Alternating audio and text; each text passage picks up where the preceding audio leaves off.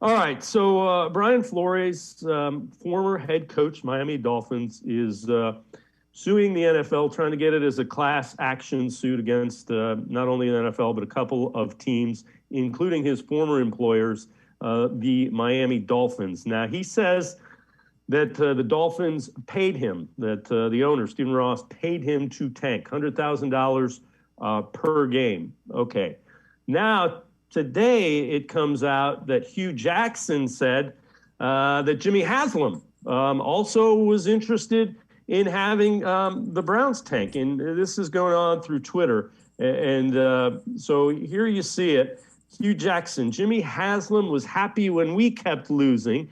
And then it goes further into it where there are a number of people that are also kind of responding to it. Trust me, it was a good number. And again, Hayden, the question I have is, if this is in fact true, who knows if it is, why is it that, Hue Jackson waited for Brian Flores to make the statement about the Dolphins first?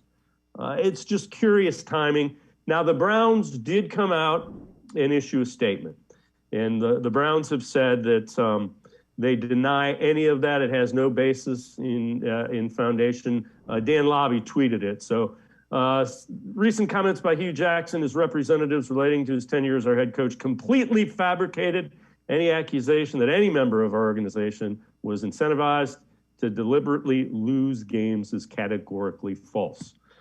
All right, having said all that, it's also illegal. There's something called the Sports Bribery Act, which is if you incentivize somebody to lose. So if you make the offer, it is a crime. If you make the offer to pay somebody to lose any type of professional sporting event, it's crime. If they receive the money, it's crime to offer it, it's crime to take the money.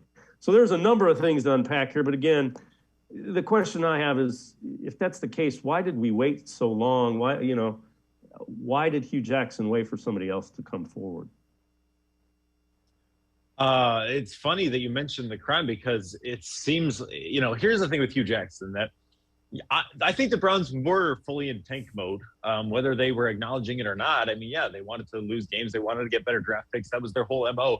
It's going to restock their draft picks so that they could, get these guys and kind of bring this thing from the ground up. And Sashi Brown tore it down, and Hue Jackson was, I don't believe he was the scapegoat, because I think he could have been better than 1-31, but he certainly, was part of the, was part of that legacy of 1-31. So I think when you think about Hue Jackson, the thing is that, if it makes him look worse, because if he's trying to insinuate that he wasn't trying to lose games, right? If he didn't take the bribe or whatever they were offering him, then he went 1-31 without trying to lose.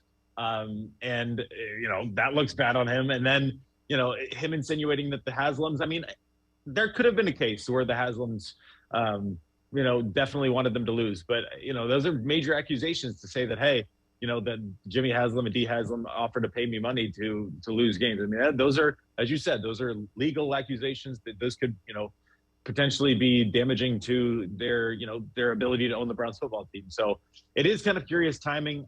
I'm not saying, I don't know the story. I don't know what's true and what's not.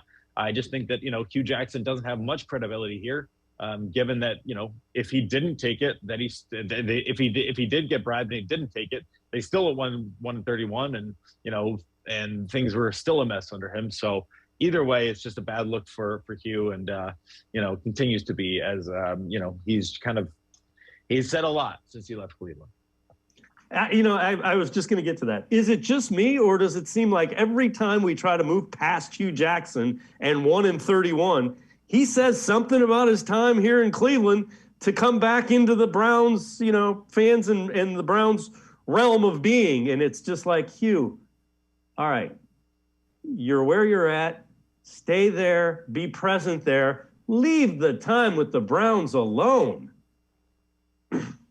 Yeah, it's never going away, I don't think. I mean, I think that, it was his last, he was the hottest coach that year, and, to come coach a team, and it did not work out well at all. And for that reason, he's probably going to always regret it, that it kind of was his last chance in the NFL. And I don't think he's going to get another one anytime soon. So I think he'll always go back to that because it stinks for him. I mean, he was an NFL coach. He was a pretty successful one with the Raiders. I mean, they had a decent year, was fired there, I think maybe unfairly, and then got to Cleveland and should have been fired sooner because that was a disaster. So it stinks, but yeah, it's just like every time you try to move past it, every time things move forward, like he's always there to remind you of something.